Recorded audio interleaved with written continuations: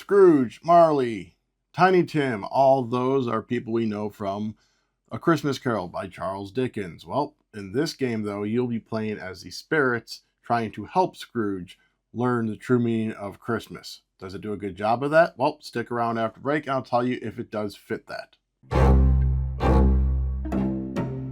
Alright, so Spirits of Christmas from Humbug Games is a cooperative game where you'll be playing cards to try and move Scrooge throughout the different shadow scenes and accomplishing what they want you to do by discarding cards and basically solving them, resolving them, teaching him what he needs to be taught. And in that way, I think this conveys the main thing that this game is wanting you to feel, and that is the struggle the spirits have when dealing with Scrooge. I mean, if you've watched the various incarnations of the movie, you'll know he is not very receptive, especially at the beginning, based on version, sometimes more so than others. So you really do have that one with this being that cooperative game and really kind of struggling with the shillings and how you're going to move around and the optimizing of this and the moving of that and just getting everything kind of lined up right. That's kind of how the spirits had to do it. You know, they have to maneuver them right. They have to get them going. They have to really try and invest themselves in them to really try and help turn them around. And you do get that sense while playing this game. As for conveying like a feeling or a sense of Christmas spirit, that will be up to the individual. I mean, if A Christmas Carol and that is really ingrained in you, then you will feel that.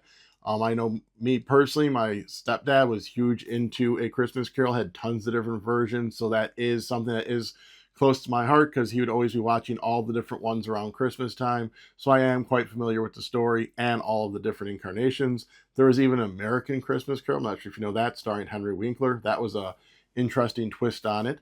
But I digress. But yeah, so like I said, it's basically going to be like how much does A Christmas Carol resonate with you, and especially with that holiday feeling, is how much of a festiveness you will feel from this game.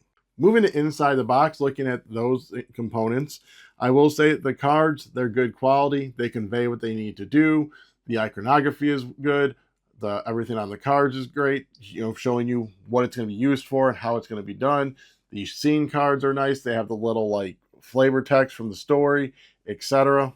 But with that, I would say the one qualm I do have is that the spirit cards and like the point cards and the style of art that those have isn't really similar to the scene cards. I mean, it is a good, I think, the dichotomy of it where, the scene cards are a little bit more like older and a little darker.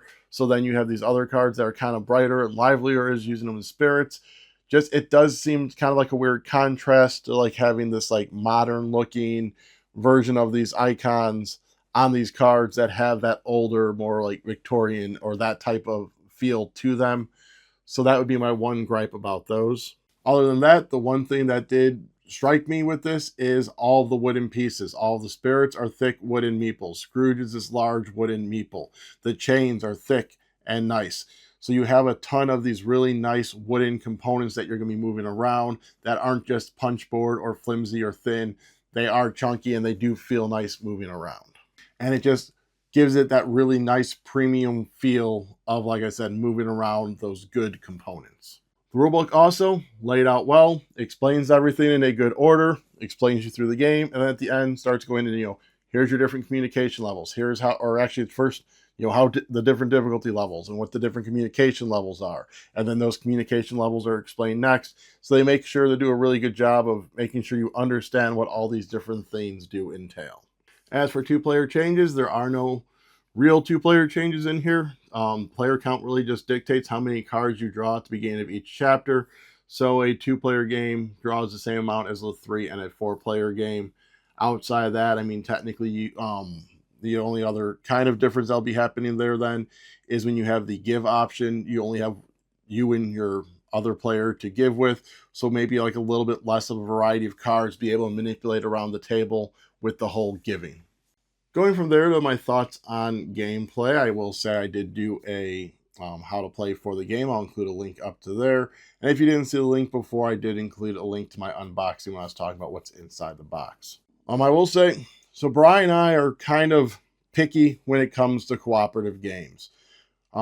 We have never played Pandemic, and one of the main reasons for that is I don't like those styles where it's, the game is going to just constantly beat you down and beat you down to the point of submission to where it just crushes you.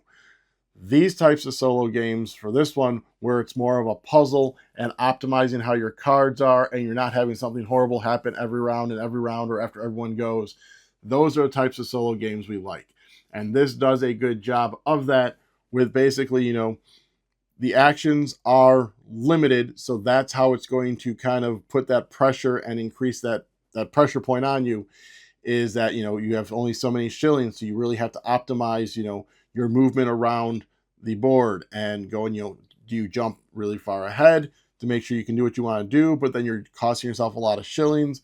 Do you have your cards lined up right, etc.? So it's kind of more that puzzly cooperative game, and those are the ones that, like I said, we really enjoy. And then the tenseness comes not just from the dwindling pile of shillings and trying to figure out where you want to go, but like, what cards are you going to be able to discard and use your limited use of resources in that way? Because you're not going to be able to reshuffle the deck. So like, I'm pretty sure, I believe there's like 10 of each type in that deck. So, how many do I need? Especially when you come to that last chapter, I think it's like 6 or 7 charity you need. So you really can't be using those much for movement or for that one that lets you take any action for a coin. So you really have to kind of manage your cards, almost count them. How many do we have here? How many are we going to need? No, you should probably make sure you keep that because we don't really have many actions left to really fish for those cards, etc. So that's like that whole other level and aspect of that puzzle. And then even tying the gameplay into the theme for what the different scenes are and the cards you need to use is very thematic. You're trying to teach them more about the value of money, more about compassion, or all that. So it does tie it in well there. So it's doesn't feel so mechanical. It does feel like you are actually contributing to what you need to contribute to turn Scrooge's life around. And then even the chains, if you have to try and borrow too much, then sorry, Scrooge is just destined to live his life forever in chains.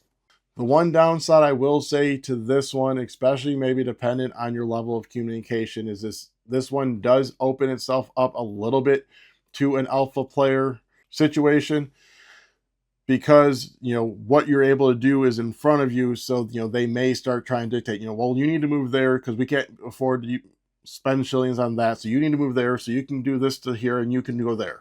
So I will say, depending on what your gaming group is normally like or what your players are normally like, this one I think could kind of lean towards having an alpha player present like that.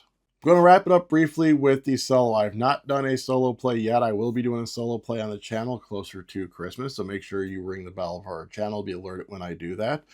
But the solo rules use that counting board variant that I did cover in the how to play. In addition to that, I had the rule book, so I just make sure I gave you all the proper solo rules. You're going to draw 5 spare cards at the beginning. You have a hand limit of 5. The give action is not available, so you can only trade with the counting house. Your chain tokens are not available, so you will not be able to grab any extra coins that way. And then all actions on the relevant dealt only cost 1 coin. However, if you take a action that is not adjacent to where you are going to have to discard a card from your hand, or if you want to take the same action again, it'll be the coin and discarding a card from your hand. You win the game if you manage to complete the shadow scenes in all 3 chapters, just like the regular game. Then you're going to calculate your score as normal, but do not score for chains you have taken since there are none used. So that is a solo mode that I am really interested in digging into, because now it's not so much about managing your shillings fully, because you can have up to 15 turns more if you're able to go ahead and grab those coin cards, but it's going to be a lot more with your card management as well, and trading with that counting house and figuring out how you want to manipulate those and get moving around. So it does sound like a cool new twist on this puzzle that will work better for a solo one, to where, like I said, it's more about managing the cards that you can see and how you want to use those. So I'm going to say that this fits this season good. I am going to give this a 7 out of 10. I am usually willing to play this. It's a fun puzzle game. Variety of difficulty levels to suit most groups. Like I said, you can go in the how to play, you can go from super easy to where open information, you can have your hands open, etc., all the way to difficult where you have no change, you're very limited, you have no communication. It's basically kind of, you can tailor it to who you're playing with and how you want to try and attempt to do it. There is still some luck based on those card draws, but developing a strategy can still be done.